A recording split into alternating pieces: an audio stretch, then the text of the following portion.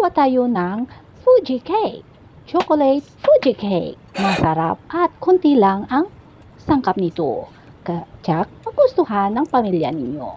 Kaya, ano ba ang hinihintay ninyo? Tara na, gagawa na tayo. Welcome back to my YouTube channel. 5 egg yolks, 1/2 teaspoon salt, 1 teaspoon vanilla. Mix well until na-combine. Tanggal yung langsa ng itlog.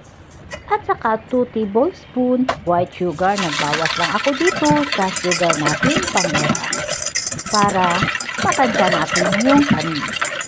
Mix lang siya maputi. At naglagay din ako ng 1/4 cup cooking oil at saka 1 cup evaporated milk at 1 sachet milk powder. I-mix lang siyang mabuti until na mag-combine. At dito tayo sa dry ingredients. 2 cups cake flour. Nasala ko na yan siya. Pero kailangan talaga salain natin mabuti. I-mix lang siyang mabuti.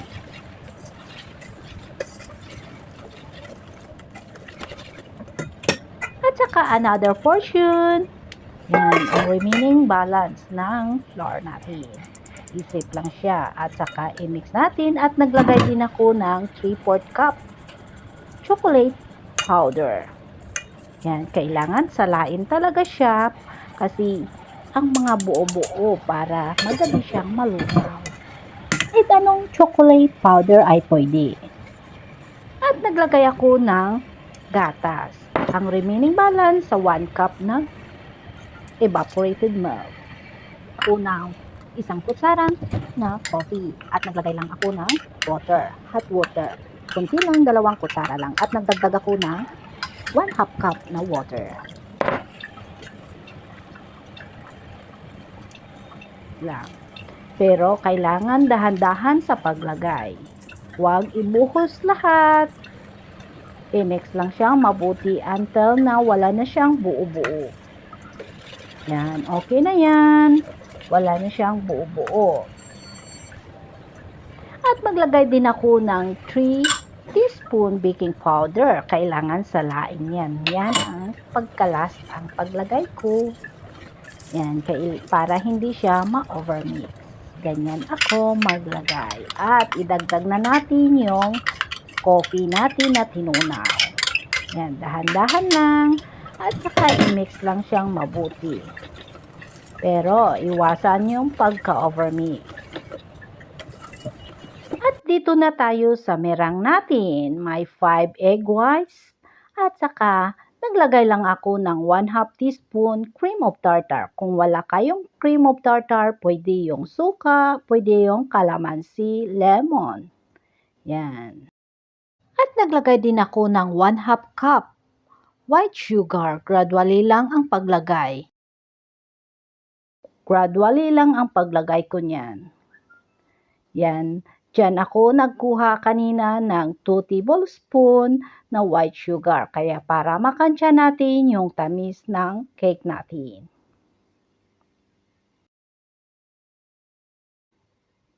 Yan. Kailangan talaga makuha ninyo ang consistency. Yan. Gradually lang ang paglagay ng sugar ninyo. Yan. Pinakganyan ko siya kasi para ma-mix lahat ang gilid. Yan. Ganyan ako mag-mix ng merang natin. Yan. Okay na yan. Yan ang gusto ko. Soft pick. Yan. I-mix lang natin. Konti. Magkuha lang tayo ng konti at saka ihalo natin dahan-dahan. Cut and fold. Yan. Ganyan siya. I-adapt natin muna. Pero ako pag maghalo, pinapaikot ko din yung bowl. Yan.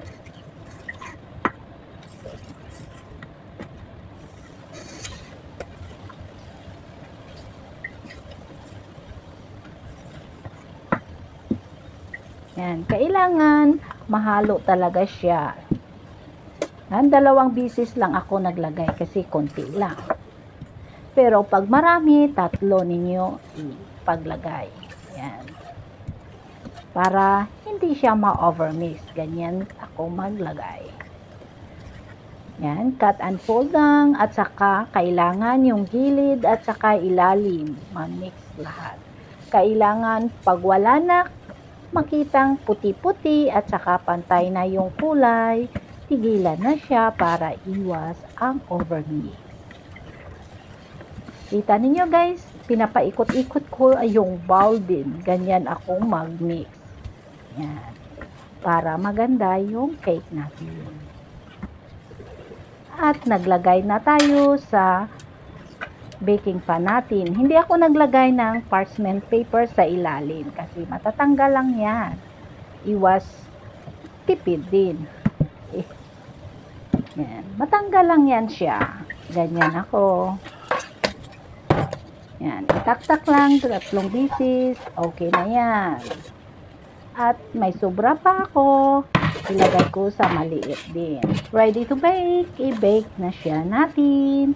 Kinag-preheat lang ako ng oven ko is 160 Celsius. In-bake ko lang siya sa 45. After sa baking time natin, hindi ko siya tinanggal kaagad sa oven. Hinayaan ko siya muna after 10 minutes. Yan, tinanggal ko na siya.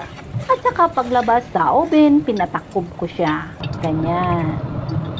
Yan. At saka dahan-dahan, kailangan tak-tak muna bago tanggalin. Kaya sa akin, nakalimutan ko pag-tak.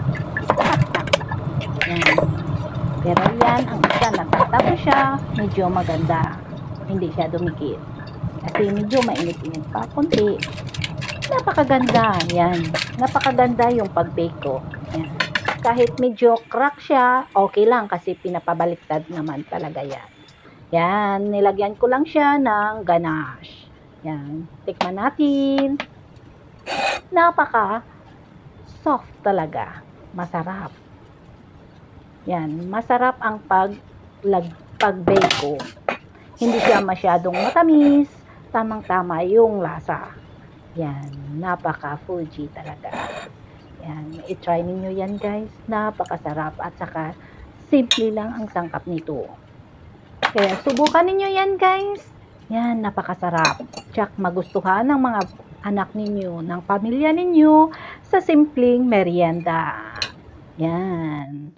Yan ang isa binigay ko sa kapitbahay ko. Thank you for watching.